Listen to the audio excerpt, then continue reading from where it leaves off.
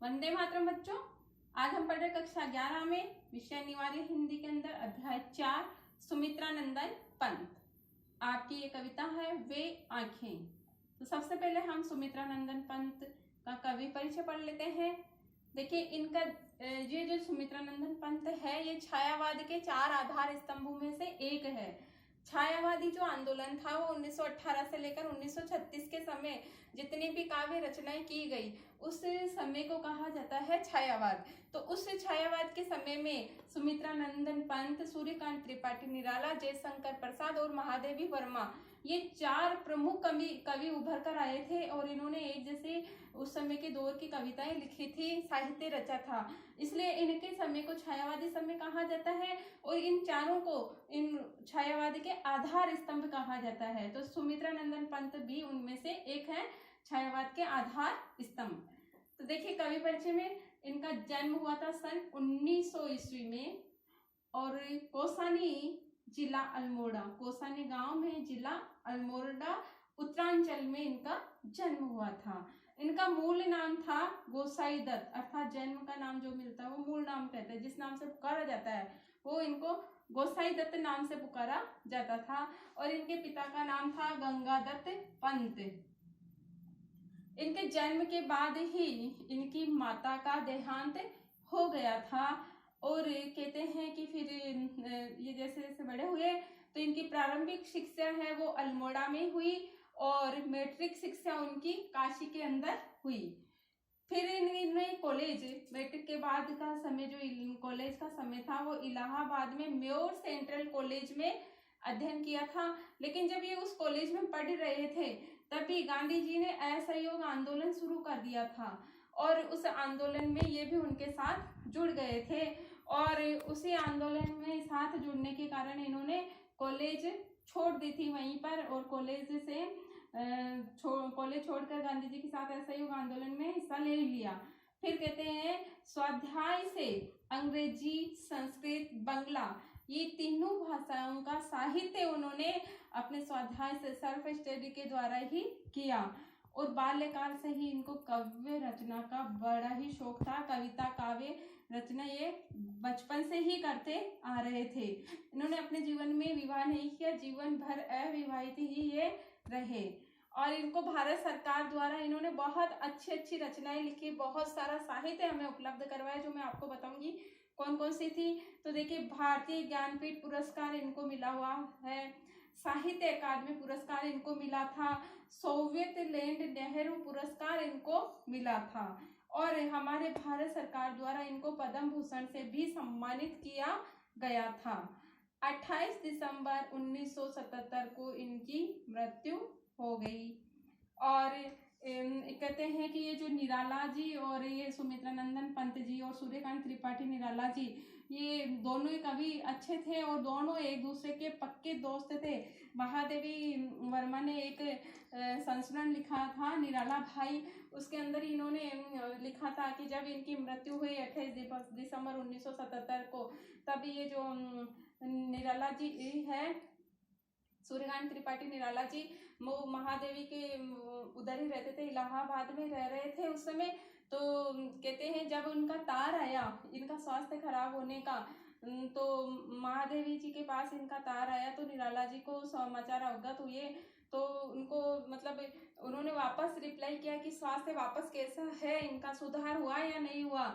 तो उन्होंने शाम को तार वापस किया, सुबह उसका उत्तर आने को था। तो कहते हैं महादेवी जी तक के पास वो रात तक तो बैठे रहे और रात को जब उन्होंने कहा कि आप अपना मतलब आराम करिए और कहते हैं महादेवी वर्मा के वहाँ घर के लॉन में ही बैठे बैठे उन्होंने पूरी रात काट दी थी। और जब उनको ये समाचार मिला कि सुमित्रा नंदन पंत अब इस दुनिया के अंदर नहीं रहे तो निराला जी बड़े दुखी हुए और कहते हैं महादेवी वर्मा कह रही है कि वो दूसरे दिन ही गेरू मंगा ली उन्होंने और उस गेरू के अंदर उन्होंने अपने कपड़े भी रंग लिए और नहा धोकर सब कुछ, घर में वैसे भी कुछ था नहीं उनके पास भी, वो भी एकदम ऐसे ही फकीरों का जीवन ही जी रहे थे। तो सबको छोड़ दिया और गैरों में भिगोए हुए कपड़े वो सुखाकर वो रंगे हुए कपड़े पहनकर महादेवी वर्मा के पास आकर बोले कि अब पंथ ही नहीं रहे तो इस दुनिया में अब हमें जीकर करना ही क्या है। तो उन्होंने भी सन्ने बोले कि अब हम तो फक्कड़ हैं और ऐसे ही रहेंगे, सन्यासी जीवन ही जिएंगे। और वो कहते हैं कि वो पेड़ की छाया में बैठकर काव्य रचना करने लग गए, पेड़ के नीचे ही रहने लग गए। बड़ी मुश्किल से महादेव वर्मा ने उनको समझाकर वापस उनको व्यवस्थित जीवन दिया। तो कहते हैं कि जो इनका दोस्ताना था पंत जी को निराला जी का, वो बड़ा ही आंतरिक प्रेम उनके अंदर था। दूर रहते हुए भी उनको एक दूसरे की संवेदनाएं इतनी अनुभूत होती थी कि एक को तकलीफ होती थी तो दूसरों को अनुभूति जरूर होती थी। तो ऐसा उनका प्रेम भरा जीवन भी था। तो भारत सरकार ने इनको पद्म भूषण से सम्मानित किया। 28 दिसंबर 1977 को फिर इनकी मृत्यु हो गई। प्रकृति के अनुपम चितेरे, यानी प्रकृति को अपने काव्य के अंदर समाहित किया। प्रकृति का बहुत ही सुंदर वर्णन इन्होंने अपने काव्य के अंदर किया। प्रकृति की छोटी छोटी बातों पर अच्छी अच्छी काव्य रचनाएं उन्होंने की। छायावाद के प्रमुख स्तंभ जो मैंने बताया था, 4 आधार स्तंभों में ये है। कविता में बदलाव के पक्षधर, ऐसा नहीं है कि एक ही शैली में एक ही तरीके से कविताएं लिखने के ये पक्ष में थे, नहीं, ये चाहते थे कि कविता में हमेशा बदलाव आता रहना चाहिए। और ये खड़ी बोली के पक्षधर थे, खड़ी बोली में ही काव्य रचना ये करते थे। और इनके काव्य संग्रह है वीणा, पल्लव, ग्रंथि, गुंजन, युगांत, युगवाणी, ग्राम्या, स्वर्ण किरण, स्वर्ण धूली, युगपथ, उत्तरा और अतिमा, ये इनके काव्य संग्रह है। और इन्होंने एक महाकाव्य भी लिखा था, उसका नाम है लोकायतन।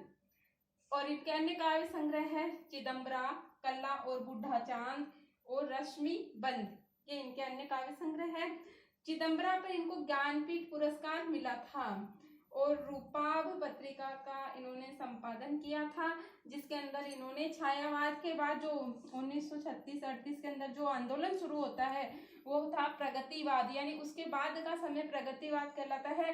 तो इन्होंने रूपाभ पत्रिका के अंदर संपादन में इन्होंने प्रगतिवादी साहित्य पर विस्तार से चर्चा की थी और प्रगतिवाद पर भी इन्होंने 2 रचनाएं लिखी थी।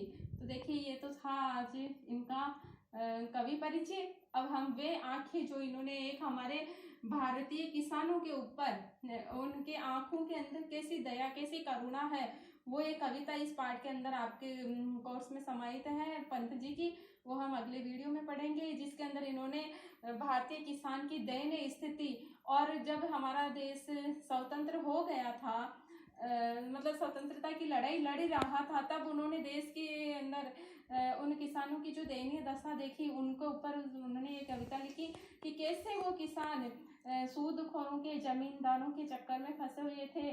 सारी मेहनत करने के बाद भी उनके जीवन में कुछ भी खुशहाली नहीं रहती थी। वो जमींदार कैसे उनका सब कुछ हड़प लेते थे, कैसे तकलीफों का उनको सामना करना पड़ता था। हालांकि देश आज़ाद हो गया था, लेकिन फिर भी उनको वो साधन सुविधाएं वो सब कुछ नहीं मिला था जो कि एक आज़ाद देश के अंदर एक स्वतंत्र नागरिक को मिलना चाहिए। वो सारे अधिकार उनको उस समय नहीं मिले थे।